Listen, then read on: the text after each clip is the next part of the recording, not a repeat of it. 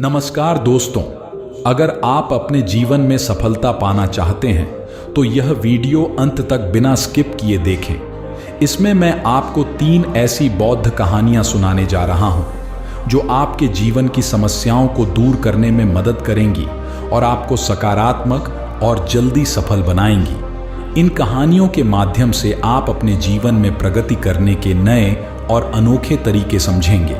इस वीडियो को देखकर आप अपने जीवन में नई रोशनी ला सकते हैं और अपने लक्ष्यों को प्राप्त करने की दिशा में तेजी से आगे बढ़ सकते हैं। तो बिना समय गवाए अभी यह वीडियो शुरू करें और अपने जीवन की नई दिशा में बेहतर कदम बढ़ाएं। एक बार की बात है, एक नगर में एक लड़का रहता था जिसका नाम था राहुल। वह अपने जीवन से बहुत निराश था। उसकी निराशा का कारण यह था कि वह अब तक अपने जीवन में कुछ भी नहीं कर पाया था। उसके माता पिता उसे रोज ताने मारते थे कि तुम्हारे सभी मित्र कुछ न कुछ कर रहे हैं, लेकिन तुम अभी भी घर बैठे हो। दोस्तों के बीच भी अक्सर उसका मजाक उड़ाया जाता था। जब वह कहीं जाता तो लोग उससे पूछते थे, बेटा तुम क्या कर रहे हो? उसे यह बताने में भी शर्म आती थी कि वह कुछ नहीं कर रहा है। धीरे धीरे उसने रिश्तेदारों से मिलना जुलना कम कर दिया और लोगों से मिलना भी बंद कर दिया।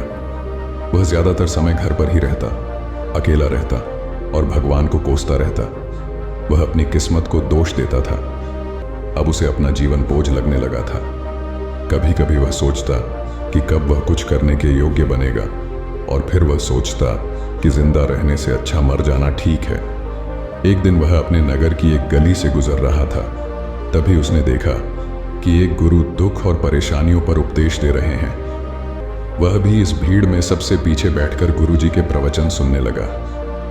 गुरुजी कह रहे थे कि दुख हमें जीवन की कीमत समझाता है। यह हमें सिखाता है कि सुख कितना अनमोल है। दुख एक शिक्षक की तरह है जो हमें जीवन की सच्चाई दिखाता है और हमें जीने का सही तरीका सिखाता है। दुख आने पर आप चाहे तो जिंदगी जीना भी सीख सकते हैं। आप चाहे तो कुछ भी हासिल कर सकते हो और अगर चाहे तो एक कोने में बैठकर रो सकते हो। इन सभी बातों को राहुल ध्यान से सुन रहा था, लेकिन गुरुजी की ये बातें उसे पसंद नहीं आईं। उसने खड़े होकर कहा, कुछ भी सीखने से दुख दूर नहीं होता है, इसमें केवल दर्द होता है। दुख की पीड़ा अनंत है। ऐसा लगता है कि इसके बाद कुछ होने वाला नहीं है। इससे कुछ भी फर्क नहीं पड़ता है। इसके सामने तो मौत भी छोटी लगती है। तब गुरुजी ने कहा, बेटा तुम्हारा दुख क्या है? राहुल ने उनके सामने अपनी सारी व्यथा सुनाई और गुरुजी से पूछा, मेरे इन दुखों का क्या समाधान है? ये सुनकर गुरुजी मुस्कुराए और बोले, तुम उसी दिन मेरे पास आना जब तुम्हारे जीवन में वास्तविक दुख आए। मैं तुम्हारी समस्या का समाधान अवश्य करूंगा। यह कहकर गुरु वहां से चले गए। राहुल ने सोचा, क्या ये मेरा दुख नहीं है तो क्या है? मैं जिस दर्द से गुजर रहा हूं वो असली दुख नहीं है क्या?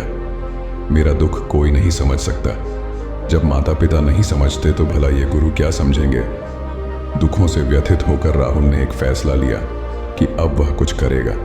उसने एक छोटा व्यवसाय शुरू किया, पर उसे सफलता नहीं मिल रही थी। लेकिन उसके घर वाले खुश थे कि वह कुछ कोशिश कर रहा है। वह अपने व्यवसाय में लगा रहा और धीरे धीरे उसे सफलता मिलने लगी।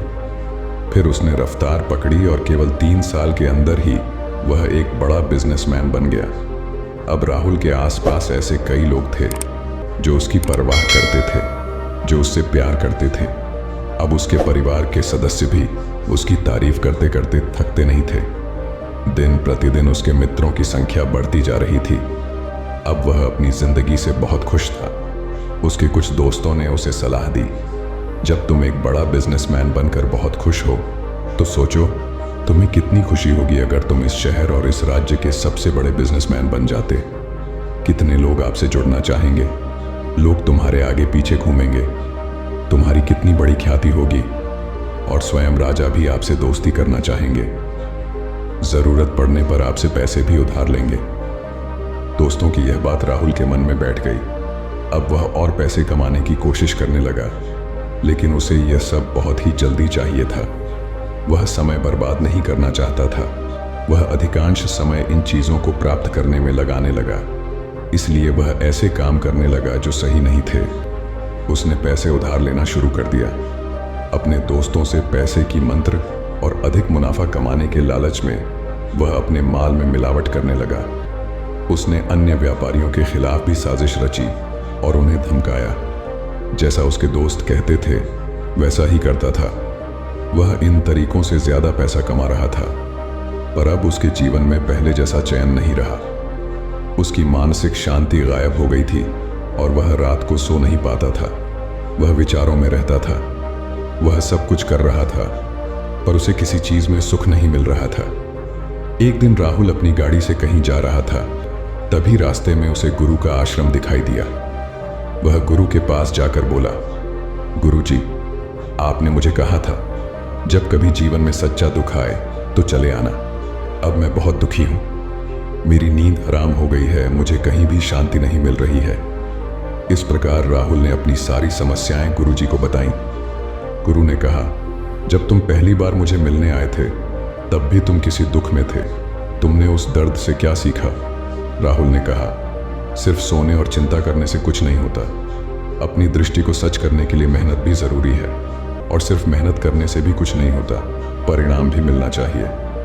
जब आपको लगे कि आपका लक्ष्य हासिल नहीं होने वाला है, तब राह में चाहे कितनी भी मुश्किलें आएं, मन कितना भी निराश क्यों ना हो, खुद पर आत्मविश्वास करना चाहिए कि मैं जो भी कर रहा हूं उसमें अवश्य सफल होऊंगा। लोग केवल सफल लोगों का सम्मान करते हैं। कोई कितना भी अच्छा क्यों ना हो, वह हमेशा लोगों की नजरों में बोझ बना रहता है। यह सब सुनकर गुरु मुस्कुराए और बोले, यह वास्तव में दुख नहीं है। जब तुम्हारे जीवन में वास्तविक दुख आए तब मेरे पास आना, मैं उसे ठीक कर दूंगा। राहुल ने जाते समय गुरु को सोने के सिक्कों से भरा घड़ा भेंट किया। घड़ा देखकर गुरु ने कहा, यह मेरे किसी काम का नहीं है, इसे पेड़ के नीचे गड्ढा खोदकर गाड़ दो। राहुल ने घड़े को पेड़ के नीचे दबा दिया। जैसा कि गुरु ने बताया उसने वैसा ही किया और वहां से चला गया। कुछ दिनों तक उसका कारोबार ठीक चल रहा था, लेकिन व्यापार के गलत तरीकों के कारण धीरे धीरे उसे व्यापार में घाटा होने लगा। उसकी सारी दौलत धीरे धीरे खत्म होने लगी और एक दिन ऐसा भी आया जब उसके पास कुछ भी नहीं बचा और उस पर कर्ज का बोझ चढ़ गया। परंतु वह निश्चित था, क्योंकि उसने सारा कर्ज अपने दोस्तों से लिया था। उसने सोचा था कि उसके दोस्त बुरे वक्त में उसके साथ खड़े रहेंगे, लेकिन ऐसा कुछ नहीं हुआ। जैसे ही बुरा वक्त आया, दोस्त पहले उससे कर्ज मांगने लगे। अगर उसने कर्ज नहीं लौटाया तो उन्होंने उसे जान से मारने की धमकी भी दी। उसके सभी शुभचिंतक और प्रियजन उससे दूर हो गए। उसके दोस्त जो उसके साथ मस्ती किया करते थे, अब उससे दूर भाग रहे थे। उसका परिवार उसकी गलतियां और कमियां गिनने लगा। उसकी सारी संपत्ति नीलाम हो गई और उसके पास कुछ भी न बचा।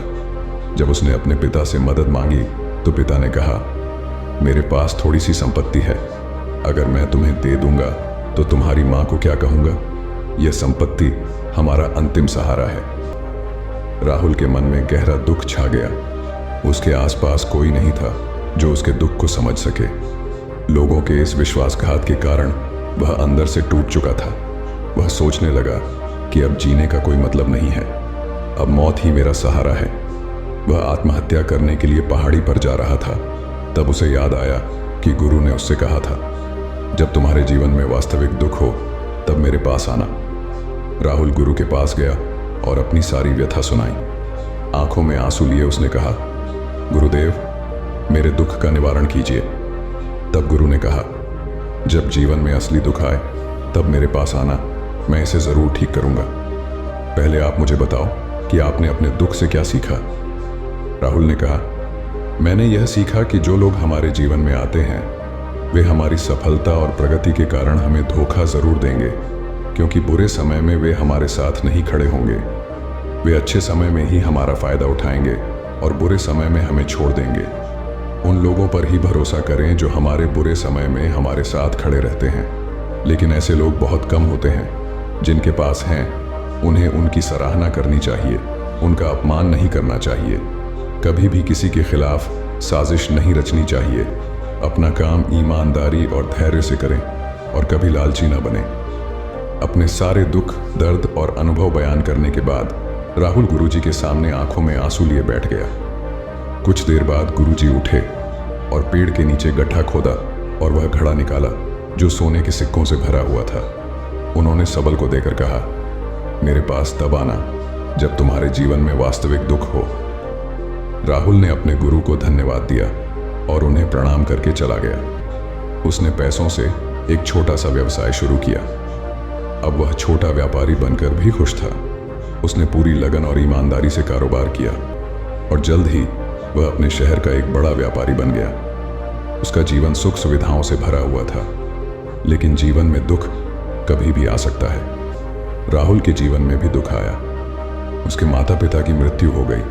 वे दोनों एक ही दिन मर गए। राहुल अपने माता पिता से बहुत प्यार करता था, इसलिए उनके निधन से उसे गहरा सदमा लगा।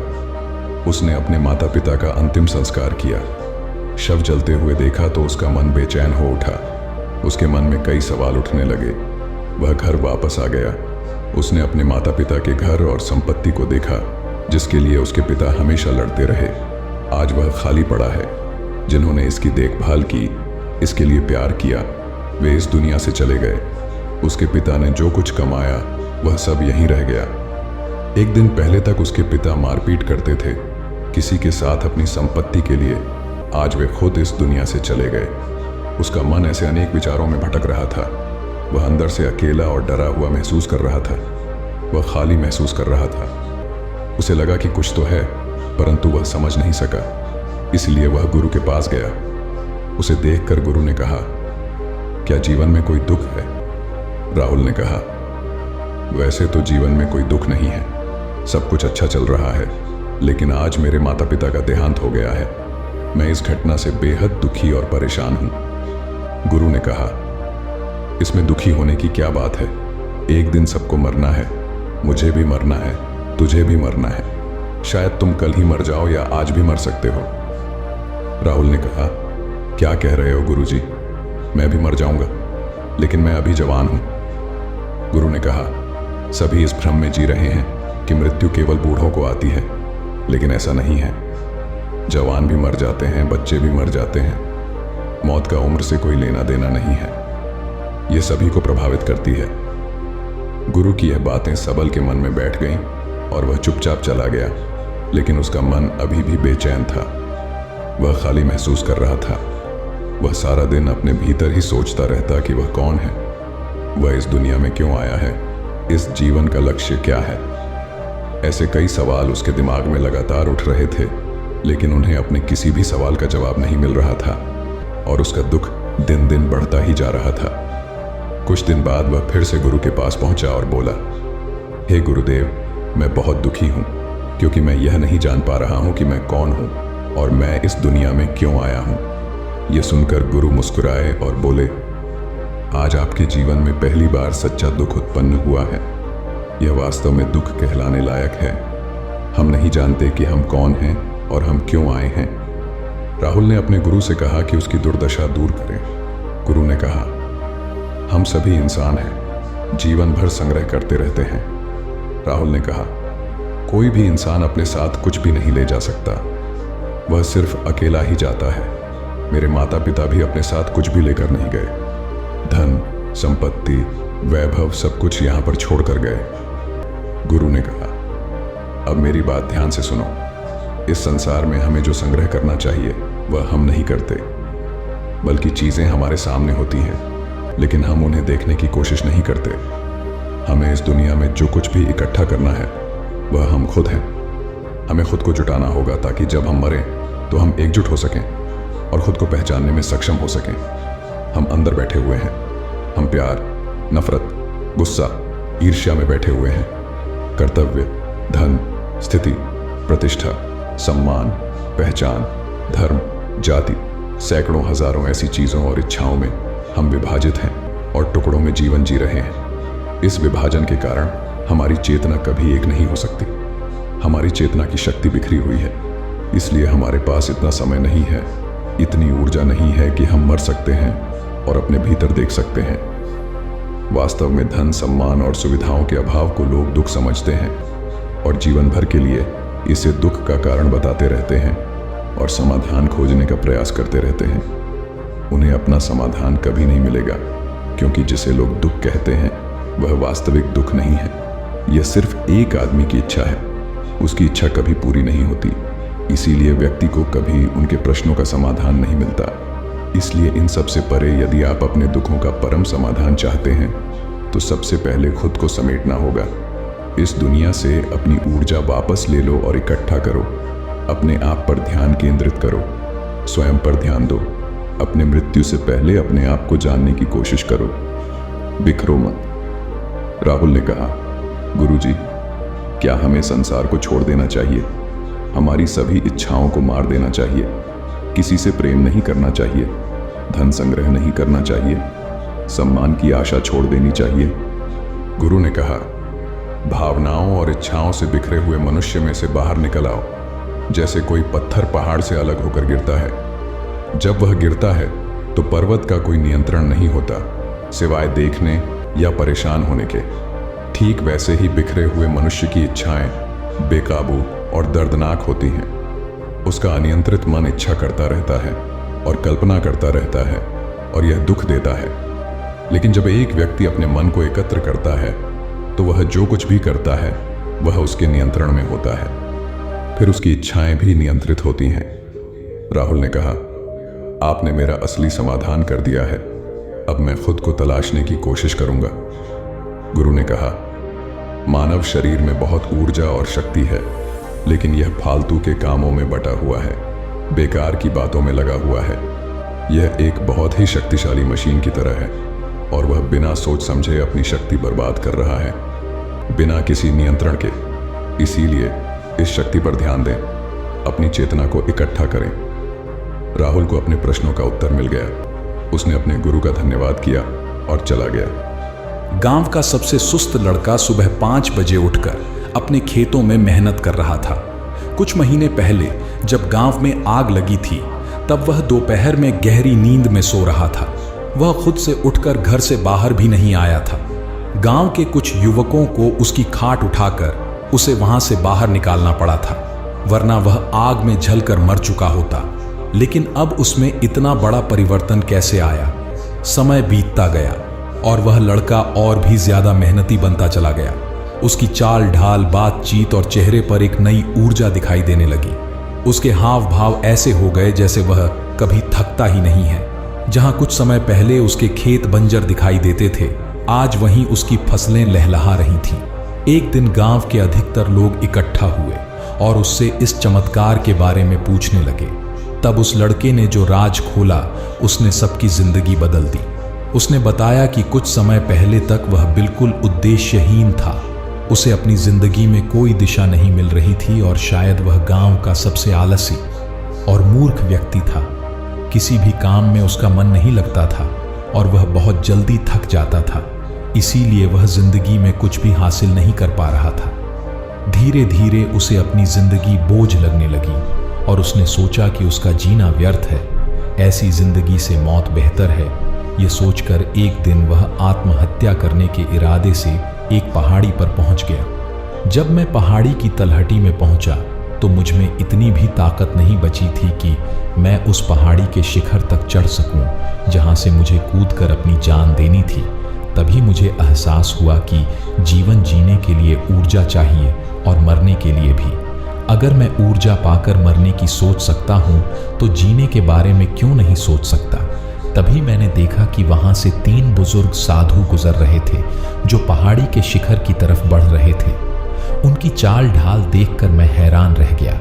वे बिना थके पूरी चुस्ती के साथ शिखर की ओर जा रहे थे। उन्हें देखकर मुझे शर्मिंदगी महसूस हुई कि वे इतने बुजुर्ग होकर भी मुझसे ज्यादा मजबूत हैं। मैं युवा होते हुए भी उनका मुकाबला नहीं कर पा रहा हूं। यह सोचकर मैं वहीं बैठकर जोर जोर से रोने लगा। मैं जोर जोर से चीख चीख कर रो रहा था और अपने हाथ बार बार उस चट्टान पर मार रहा था। इसके बाद वह योगी मुझे देखकर मुड़कर मेरे पास आए और बोले, बेटा, तुम्हारी जो भी कठिनाई है वह पूरी तरह समाप्त हो जाएगी। इस पर्वत के शिखर पर हम तीनों साधु आश्रम बनाकर निवास करते हैं। समीप के वन में ऐसी अद्भुत जड़ी बूटियां हैं जो तुम्हारे आलस्य को ही नहीं, तुम्हारे मन को भी उल्लास और आनंद से भर देंगी। यह सुनकर वह युवक अचानक रोते रोते स्तब्ध रह गया। उसने उनसे पूछा, बाबा, आपको कैसे पता चला कि मैं आलसी हूं? आपको कैसे पता चला कि मैं अपने आलस्य से त्रस्त हूं? मैंने तो आपको कुछ भी नहीं बताया और आपने बिना पूछे ही जान लिया कि मैं किस समस्या से जूझ रहा हूं। योगी ने मुस्कुराते हुए कहा, बेटा, साधु की दृष्टि से कुछ भी ओझल नहीं रहता। सच्चे संत को देखते ही समझ में आ जाता है कि किसे क्या परेशानी है। मैं तुम्हारी कठिनाई भली भांति जान गया हूं। तुम हमारे साथ उस पहाड़ी के शिखर तक चलो और वहां से वह औषधि लेकर अपने घर चले जाना। इसके बाद तुम्हारी जिंदगी में कोई कठिनाई, आलस्य या दुख नहीं रहेगा। पहाड़ी की चोटी तक पहुंचना आसान नहीं था। मैं बार बार थक जाता था और बीच में बैठ जाता था, लेकिन जब मैं अपने आगे बुजुर्गों को जोश के साथ चलता देखता था तो मुझे फिर से हिम्मत मिलती थी। इसके अलावा मुझे यह सोचकर भी प्रेरणा मिलती थी कि आज मेरे जीवन के सारे दुख दूर हो जाएंगे और मुझे अपना जीवन वापस मिल जाएगा। यही विचार मुझे थकने नहीं दे रहा था और मैं उनके पीछे पीछे पहाड़ी की चोटी की ओर बढ़ता जा रहा था। शाम होते होते हम सभी पहाड़ी की चोटी पर पहुंच चुके थे। वहां पहुंचते ही मैं अत्यधिक उत्साहित था। मैंने तुरंत उनसे कहा, गुरुदेव, अब मुझे वह जड़ी बूटी शीघ्र दे दीजिए। मैं और प्रतीक्षा नहीं कर सकता। मुझे अपने गांव लौटना है जहां मेरी मां अकेली है। यह सुनकर उनमें से एक साधु ने ठंडा पानी लाते हुए कहा, बेटा, अभी तो तुम आए हो, थोड़ी देर आराम कर लो, कुछ समय यहां बिता लो। जड़ी बूटी कहीं भागी थोड़ी जा रही है। हमें पता है कि वह जंगल में कहां मिलती है। थोड़ा सब्र करो, अभी शाम हो रही है। अगर अभी लौटोगे तो रास्ते में खतरा हो सकता है। जंगली जानवरों का हमला भी हो सकता है। इसलिए आज रात यहीं विश्राम करो, आराम से सो जाओ। कल सुबह हम वह जड़ी बूटी जंगल से लाकर तुम्हें दे देंगे। उसके बाद जड़ी बूटी लेने के बाद जब तुम वापस जाओगे तो तुम्हें कोई थकावट महसूस नहीं होगी और तुम तेजी से इस पहाड़ी से नीचे उतर जाओगे। युवक ने गांव के लोगों को बताते हुए कहा, मैंने सोचा कि एक रात की ही बात है, इतने दिन यूं ही बिता लिए। एक रात इस पहाड़ी की चोटी पर गुजार लेता हूं। रात हो चुकी थी और सुबह होते ही मैंने वो जड़ी बूटी लेकर वापस आने का निश्चय कर लिया था। मैं उन 3 साधुओं के साथ पहाड़ी की चोटी पर आसमान के नीचे लेटा हुआ था।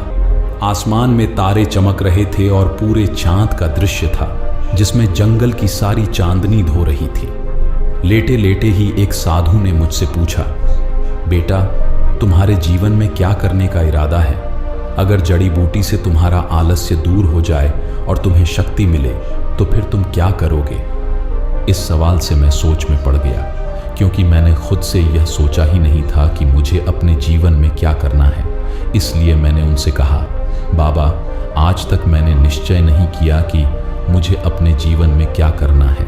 डन। और आज जब आपने यह सवाल पूछा तो मैं उसका कोई भी उत्तर नहीं दे पा रहा हूं। इस पर साधु ने हंसते हुए कहा, बेटा, अगर तुम्हें यह भी नहीं पता कि तुम्हारे पास शक्ति हासिल करके क्या करना है तो उस शक्ति का फायदा क्या? इस बात से बेहतर होता कि यह जड़ी बूटी वह व्यक्ति को दी जाए जो मानवता के लिए, दीन दुखियों का सहारा बनने के लिए अपने जीवन में प्रयास करता है। तो शायद इस पौधे से कुछ फल हमें प्राप्त होगा। शक्ति प्राप्त करके भी कुछ नहीं करोगे तो फिर हम तुम्हें यह जड़ी बूटी क्यों दें? तीनों सन्यासी आपस में विचार मंथन करने लगे और आखिर में एक सन्यासी ने कहा कि बेटा, यह पौधे को हम तुम्हें इस प्रकार नहीं दे सकते। तुम सुबह होते ही अपने गांव लौट जाओ और एक ऐसे युवा को लेकर जो जीवन में कुछ करना चाहता है। इसे सुनते ही मुझे एक झटका लगा। मुझे एहसास हुआ कि मेरे साथ बड़ा धोखा हुआ है। इन्हें जड़ी बूटी देनी ही नहीं थी, फिर भी मुझे इस पहाड़ी के शिखर तक क्यों लेकर आए? मैं इतना थक गया था। इतनी मेहनत की मैंने उस पर्वत को चढ़ने में और मेरे साथ इतना बड़ा धोखा दिया। लड़का उन सन्यासियों से कुछ नहीं बोला और सुबह होते ही वह उन सन्यासियों से आशीर्वाद लेकर पहाड़ी से नीचे उतरने लगा और गांव में पहुंचकर एक लड़के को अपने साथ ले गया और अगले दिन फिर से पहाड़ी के शिखर पर पहुंचा। पहाड़ी शिखर पर पहुंचते ही उस युवा को देखकर 3 सन्यासी मुस्काए। उन्होंने मुझसे कहा कि तुम तो बहुत जल्दी वापस आ गए, क्या यह युवक अपने जीवन में कुछ अनोखा करना चाहता है? उसके साथी ने बाबा से कहा कि मैं अपने गांव की सेवा करना चाहता हूं। मेरे गांव में अधिकांश लोग कृषि का काम करते हैं। मैं चाहता हूं कि मैं खेतों में कड़ी मेहनत करके सबको दिखा सकूं कि मेहनत से कितनी अनूठी फसल होती है। मैं उन लोगों को नवीनतम कृषि तकनीकियां सिखाना चाहता हूं। इसके लिए मुझे खुद खेतों में पहले मेहनत करनी होगी और फिर मैं उन्हें तकनीक सिखा सकूंगा। इसके लिए मुझे बहुत ऊर्जा चाहिए, क्योंकि खेतों में काम करना बहुत मेहनती होता है और इसके लिए मुझे ताकत चाहिए। मैं उसी ताकत के लिए आपकी मदद की जरूरत है। इसे सुनकर तीनों सन्यासी ने एक दूसरे से सलाह मशविरा किया और एक सन्यासी जंगल की ओर चला गया। थोड़ी देर बाद वह जंगल से कुछ जड़ी बूटियां लेकर वापस आ रहा था। मैंने इसे देखकर बहुत आनंदित महसूस किया। मुझे लगा कि अब जड़ी बूटियां मेरे पास आ गई हैं। अब मेरा जीवन पूरी तरह से बदल जाएगा और मैं खुशी से फूला नहीं समा रहा था। सन्यासी ने मेरे पास आकर वह जड़ी बूटियां देते हुए कहा कि बेटा, ये जड़ी बूटियां कुछ शर्तों के साथ काम करती हैं। यदि उन शर्तों का पालन नहीं किया तो ये जड़ी बूटियां फायदे की बजाय नुकसान पहुंचा सकती हैं और तुम्हारे जीवन को बर्बाद कर सकती हैं। तुम जितने दुर्बल और कमजोर हो, इससे भी ज्यादा दुर्बल हो जाओगे। इसे सुनकर मैं अचानक सावधान हो गया और मैंने उन सन्यासी से हाथ जोड़कर पूछा कि महाराज, आखिर वह कौन सी शर्तें हैं? सन्यासी ने मुझसे 3 शर्तें बताई। पहली शर्त थी कि मेरे जीवन का लक्ष्य एकदम स्पष्ट होना चाहिए। अगर तुम्हारे सामने स्पष्ट लक्ष्य होता है और तुम कभी भी उसे बदल लो तो तुम्हारी मेहनत बेकार जाएगी। इसलिए सोच समझकर अपने लक्ष्य को चुनो, क्योंकि एक बार चुन लिया तो वापस नहीं हट सकोगे। दूसरी शर्त यह है कि अपने बड़े लक्ष्य को हासिल करने के लिए तुम्हें रोजाना अपने छोटे काम करने होंगे। यह तय है कि तुम्हें हर सुबह 4 बजे उठकर काम करना होगा। मैंने एक सन्यासी से पूछा कि क्या यह संभव है कि जड़ी बूटियां मुझे इस तरह मदद कर सकती हैं? वे मुस्कुराए और कहा कि हाँ, जड़ी बूटियां तुम्हारे लिए वाकई मायने रखती हैं। इन्हें अपने जीवन में एक बड़ा बदलाव लाने में मदद मिलेगी, लेकिन इसके लिए तुम्हें पूरी निश्चितता के साथ आगे बढ़ना होगा। और तीसरी शर्त यह है कि जब भी तुम सोने जाओ, तुम्हें याद रखना होगा कि तुम अपने लक्ष्य के करीब कैसे पहुंच सकते हो। अगर इसे ध्यान में नहीं रखोगे तो वो जड़ी बूटी बिल्कुल काम नहीं आएगी। मेरे मित्र और मैंने उस सन्यासी से समझौता किया कि हम इन शर्तों को हमेशा ध्यान में रखेंगे, चाहे जैसे भी हालात हों। फिर उस सन्यासी ने कुछ मंत्र पढ़े और उस जड़ी बूटी को मुझे दे दिया। फिर हम उस पहाड़ी से वापस लौट आए। इस रहस्य को सुनकर सभी गांव वाले बहुत उत्साहित हो गए। उन्होंने पूछा कि क्या इसमें उसी जड़ी बूटी का कमाल है जिससे तुम इतने ऊर्जावान रहते हो? हमें भी वह जड़ी बूटी चाहिए, इसीलिए कृपया बताओ कि वह सन्यासी किस पहाड़ी के शिखर पर रहते हैं। उस युवक ने जोर जोर से हंसना शुरू कर दिया, जिसे देखकर सभी गांव वाले हैरान हो गए। उस युवक ने बताया कि 1 महीने तक उसने उन 3 शर्तों का पालन किया और उस जड़ी बूटी को ग्रहण किया। उसे एहसास हुआ कि जड़ी बूटियां उसे अद्भुत ताकत दे रही हैं। मुझे भी वो 3 सन्यासी के पास जाकर धन्यवाद देने के लिए फिर से चोटी पर पहुंचना पड़ा। उसने उन्हें हाथ जोड़कर कहा, महाराज, आपने मेरा जीवन बदल दिया। मुझे उन जड़ी बूटियों से बहुत ताकत मिली। सुनकर 3 सन्यासी ने जोर जोर से हंसना शुरू कर दिया। उन्होंने कहा, बेटा, हमने तुम्हें कोई ऐसी जड़ी बूटी नहीं दी थी जिसमें कोई खास ताकत हो। वो ताकत तुम्हारे अंदर है। तुम्हारे लक्ष्य में वो ताकत है जो तुम्हें अपनी ओर खींचती है। जब तुम्हारा मन दृढ़ निश्चय के साथ बना होता है, तब तुम्हें किसी जड़ी बूटी या किसी औषधि की आवश्यकता नहीं रहती। वह जड़ी बूटी कोई खास उपयोग तो नहीं थी, बल्कि वह सिर्फ तुम्हारे अवचेतन मन के लिए एक संजीवनी थी। जब उसका प्रभाव तुम्हारे मन पर पड़ा, तब तुम्हारा मन अपनी सतह से परे हो गया। इसके बाद से ही वह जड़ी बूटी तुम्हारे लिए महत्वपूर्ण बन गई। तुमने अभी तक अपने अवचेतन मन की शक्तियों को समझा ही नहीं है, क्योंकि अवचेतन मन को समझाना इतना आसान नहीं होता। गांव के लोग सन्यासी की बातों पर हंस पड़े। एक व्यक्ति बोला, बाबा जी, आप तो हमें बेवकूफ बना रहे हैं। ये जड़ी बूटी तो सिर्फ एक दिखावा है, असली चमत्कार तो हमारे मन का हुआ है। सन्यासी मुस्कुराए और बोले, तुम बिल्कुल सही कह रहे हो बेटा। अचेतन मन एक अद्भुत शक्ति है। जब तुम किसी चीज पर विश्वास करते हो तो वह तुम्हारे अवचेतन मन में गहराई से बैठ जाती है, और जब यह विश्वास मजबूत होता है तो चमत्कार भी घटने लगते हैं। उन्होंने समझाया, तुमने जब जड़ी बूटी को विश्वास के साथ ग्रहण किया तो तुम्हारे अवचेतन मन ने उसे सच मान लिया, और इसी विश्वास ने तुम्हारी ऊर्जा और शक्ति को बढ़ा दिया। फलस्वरूप तुमने कड़ी मेहनत की और सफलता हासिल की। गांव वालों ने सन्यासी की बातों पर गौर किया। उन्हें एहसास हुआ कि सचमुच में अचेतन मन में अपार शक्ति है। यदि हम उसका सही उपयोग करें तो जीवन में बड़ी से बड़ी सफलताएं प्राप्त कर सकते हैं। उन्होंने सन्यासी को धन्यवाद दिया और अपने अपने घरों को लौट गए। अब वे जानते थे कि जीवन में सफल होने के लिए उन्हें अपनी सोच पर नियंत्रण रखना होगा और सकारात्मक विचारों को अपनाना होगा। इस घटना से गांव वालों की जिंदगी बदल गई। उन्होंने सकारात्मक सोचना शुरू किया और कड़ी मेहनत करने लगे। फलस्वरूप उनका गांव समृद्ध और खुशहाल बन गया। बहुत समय पहले की बात है। एक बार नगेंद्र नाम का एक लड़का बहुत ही परेशान रहता था। वह अपने जीवन में बड़ा आदमी बनना चाहता था, ढेर सारा पैसा कमाना चाहता था, जिसके लिए वो दिन रात काम करता, लेकिन फिर भी वो उतना पैसा वाला नहीं बन पाया जितना बनना चाहता था। इसकी वजह से वह बहुत ही परेशान था। फिर एक दिन पता चला कि उनके गांव में एक बौद्ध महात्मा आए हुए हैं। नगेंद्र ने सोचा, क्यों ना बौद्ध महात्मा से पूछा जाए कि मैं अमीर और पैसे वाला कैसे बन सकता हूँ, क्योंकि नगेंद्र ने किसी से सुना था कि गौतम बुद्ध के पास जीवन की हर एक समस्या का समाधान है।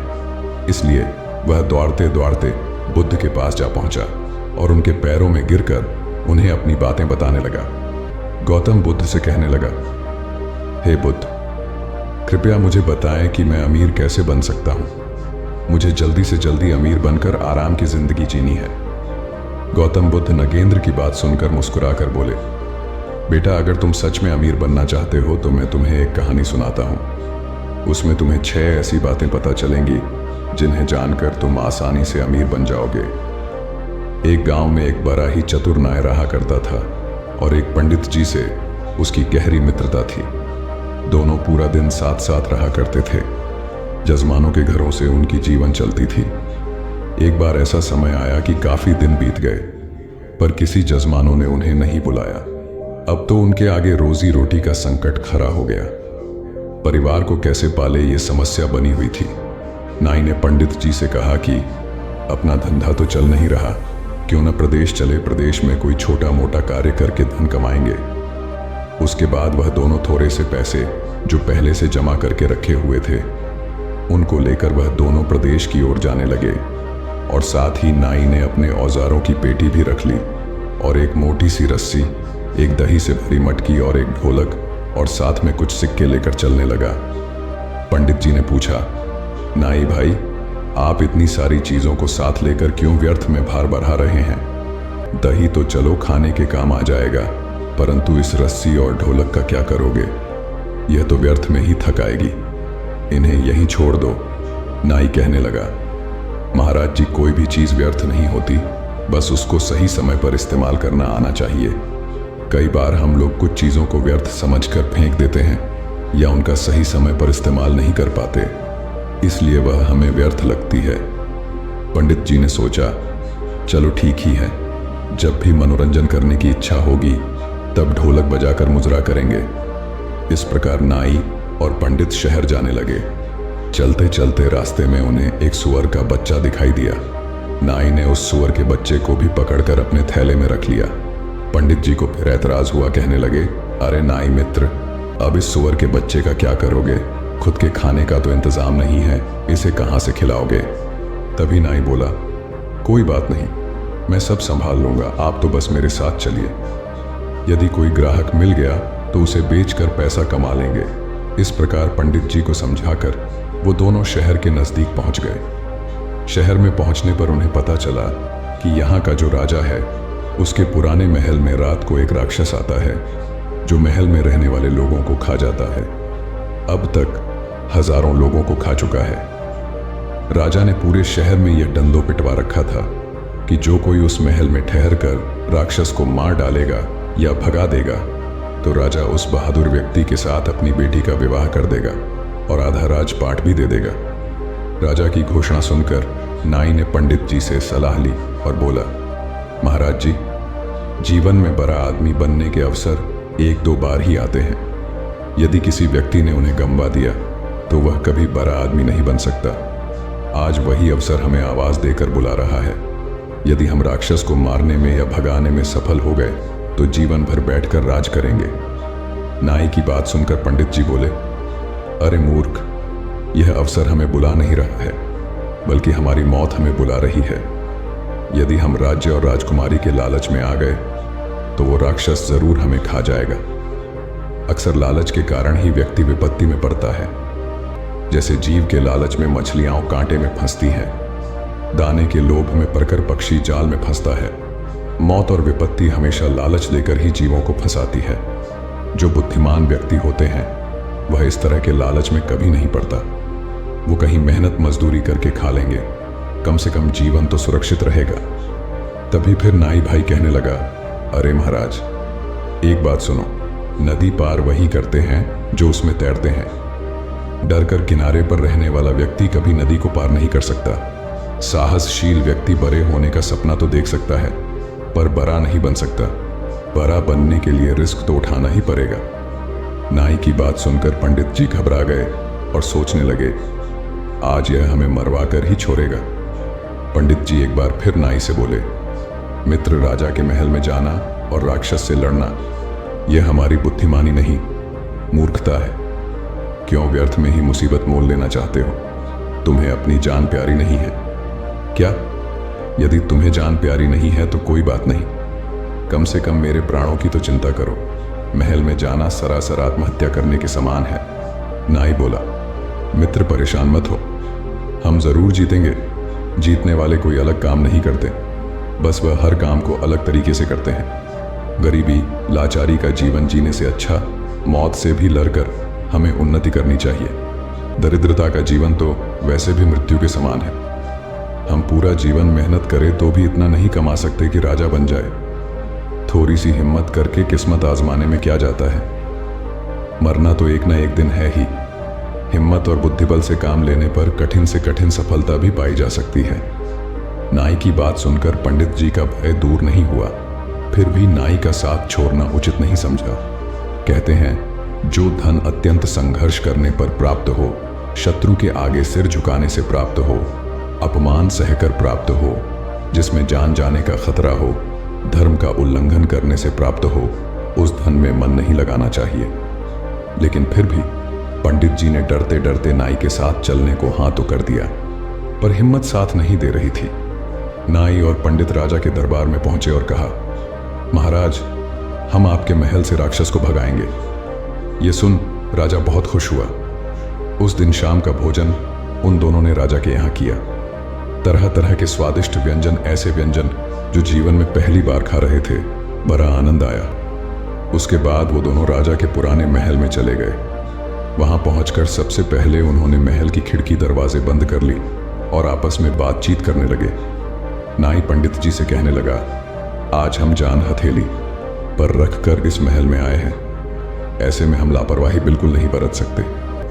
विद्वान लोग कहते हैं, मनुष्य को भय से कुछ समय तक डरना चाहिए, जब तक कि वह भय से दूर हो।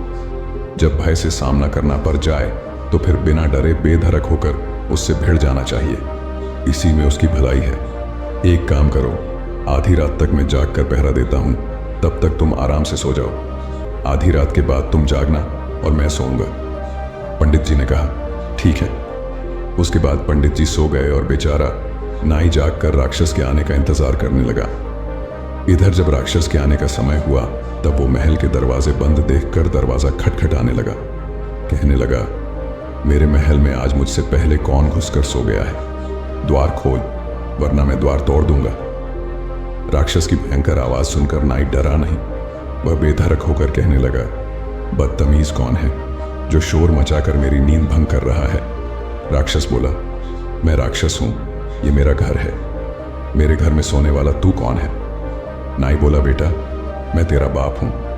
नाई की बात सुनकर राक्षस सोचने लगा, अब तक कोई मनुष्य होता तो मेरी आवाज से डर कर द्वार खोल देता, लेकिन यह मुझसे डरने की वजह कह रहा है कि मैं तेरा बाप हूं। राक्षस ने फिर आवाज लगाई, यदि तू मेरा पिता है तो कायरों की तरह दरवाजा बंद किए हुए क्यों बैठा है? निकल कर मुझसे युद्ध कर। अंदर से नाई बोला, मैंने दरवाजा खोल दिया तो तू मुझे देखते ही मर जाएगा। मेरा सामना करने की तुम में हिम्मत नहीं है, इसलिए तेरी भलाई के लिए मैंने दरवाजा बंद कर दिया। राक्षस ने सोचा, जरूर मुझसे भी कोई ताकतवर है, तभी तो डरे बिना मेरी बात का जवाब दे रहा है। कहीं यह वाकई में मेरा बाप तो नहीं? फिर सोचा, अगर ये मेरा बाप होगा तो आकार में मुझसे भी बड़ा होगा और बल में भी। राक्षस बोला, ठीक है, यदि तू मेरा पिता है तो अपना बल दिखा और मेरा भी देख, कुछ अपनी पहचान बता और मेरी भी पहचान देख। इतना कहकर राक्षस ने अपने सिर का एक बाल तोड़कर एक छिद्र द्वारा महल के अंदर फेंक दिया और कहा, ये देख, ये मेरा बाल है। राक्षस का बाल काफी मोटा था। तभी जवाब में अंदर से नाई अपने हाथ में से रस्सी को बाहर फेंकते हुए बोला, ये ले देख, ये मेरी मूंछ का बाल है। नाई के द्वारा फेंकी गई रस्सी को देखकर राक्षस डर गया और कहने लगा, इसके मूंछ का बाल इतना बड़ा है तो ये कितना बड़ा होगा। उसने फिर से आजमाइश की, अपने सिर से एक जू पकड़कर अंदर फेंका। राक्षस का जू काफी बड़ा था। अंदर से नाई ने सुअर का बच्चा बाहर फेंकते हुए कहा, यह देख, मेरे सिर का जू इतना बड़ा है। जू देखकर राक्षस डर गया। राक्षस ने अपना थूक अंदर फेंकते हुए कहा, ये ले मेरा थूक। जवाब में नाई ने अंदर मटके से दही फेंकते हुए कहा, देख, ये मेरा थूक है। यह देखकर राक्षस के होश उड़ गए। वह सोचने लगा, यह जरूर ही मेरा बाप है। फिर भी उसने एक बार और परीक्षा करने की सोची। तभी फिर राक्षस ने जोर से गर्जना की। उधर जवाब में नाई ने अपनी ढोलक को पीटना शुरू कर दिया। ढोलक की आवाज को गर्जना समझकर राक्षस का मलमूत्र छूट गया। वह समझ चुका था, अंदर मुझसे भी बड़ा राक्षस है। नाई ने कहा, पागल, पूरी रात परीक्षा करता रहेगा या आमना सामना भी करेगा? ले, मैं दरवाजा खोलता हूं, तू मेरा दर्शन भी कर ले। इतना कहकर नाई दरवाजे के ऊपर छुप कर बैठ गया और पंडित जी से दरवाजा खोलने के लिए कहा। डरते डरते पंडित जी ने दरवाजा खोल दिया। राक्षस भी डरता हुआ धीरे धीरे अंदर बढ़ा तो नाई ने अपने उस्तर से राक्षस की नाक काट दी। वो राक्षस नाक पकड़कर रोता हुआ चिल्लाता हुआ वहां से भाग खड़ा हुआ और बोला, अब मैं यहां कभी नहीं आऊंगा, यह महल तुम ही रख लो। नाई बोला, खबरदार, आना भी मत, अगर आया तो अगली बार तुझे जिंदा नहीं छोड़ूंगा। इस तरह सदा सदा के लिए वह राक्षस महल को छोड़कर चला गया। शर्त के अनुसार नाई आधे राज्य का मालिक बन गया और राजा की बेटी से उसका विवाह हो गया। उसने अपने मित्र पंडित को अपना मंत्री बना लिया और राजा के रूप में नाई अपने मंत्री पंडित से कहता है कि इन 4 बातों को सदैव ध्यान रखना तो कभी गरीब नहीं रहोगे। पहली बात, अवसर को पहचानना चाहिए, उसे पकड़ने का प्रयास करना चाहिए और जो उसके पास है उसे व्यर्थ की चीज समझकर सही समय पर इस्तेमाल में लेना चाहिए। दूसरी बात, हिम्मत के साथ बुद्धि बल से काम लेना चाहिए। बिना बुद्धि बल के सहायता से शूरवीर भी हार जाते हैं। बुद्धि से मनुष्य छोटा होकर भी बड़े से बड़े को बड़ा कर सकता है। तीसरा बात, सदैव सोच बड़ी रखो, छोटा सोचने वाला कभी बड़ा नहीं बन सकता। कहते हैं जब सोच बड़ी होगी तो व्यक्ति बड़ा कदम उठाता है। चौथी बात, अमीर बनने के मार्ग में यह 5 चीज बाधाएं बनती हैं। पहला, लापरवाही, दूसरा बीमारी, तीसरा असंतोष, चौथा बुझदिल, 5वां अपनी जन्मभूमि से प्यार। उसके बाद बुद्ध ने नगेंद्र से कहा, यदि इन बातों को तुमने ठीक से समझ लिया तो जीवन में कभी भी गरीबी का मुंह नहीं देखना पड़ेगा। आप धीरे धीरे धनवान बनते चले जाओगे। बुद्ध की सारी बातें नगेंद्र के समझ में आ गईं। उसके बाद नगेंद्र ने अपने जीवन में उन्हीं 4 बातों को अपनाया और वह धीरे धीरे अमीर बनता चला गया। दोस्तों, अगर आप भी अमीर बनना चाहते हैं तो बस इन 4 बातों को गांठ बांध लीजिए। उसके बाद आपको अमीर होने से कोई नहीं रोक सकता। इन बौद्ध कहानियों का सीधा संदेश है कि हर समस्या का समाधान अपने अंदर ही होता है। इन कहानियों से हमें सीखने को मिलता है कि समस्याओं का सामना कैसे करें, उन्हें कैसे हल करें और अपने जीवन को सकारात्मक दिशा में बदलें। इस वीडियो को देखकर आप भी इन नई दिशाओं में अपने जीवन को समृद्धि और सफलता की ओर बढ़ा सकते हैं। इसे देखने के बाद अपने अनुभव और सोच को कमेंट्स में साझा करें, वीडियो को लाइक करें, हमारे YouTube चैनल बुद्धा वार्ता को सब्सक्राइब करें और अपने दोस्तों के साथ शेयर करें। धन्यवाद। नमो बुद्धाय।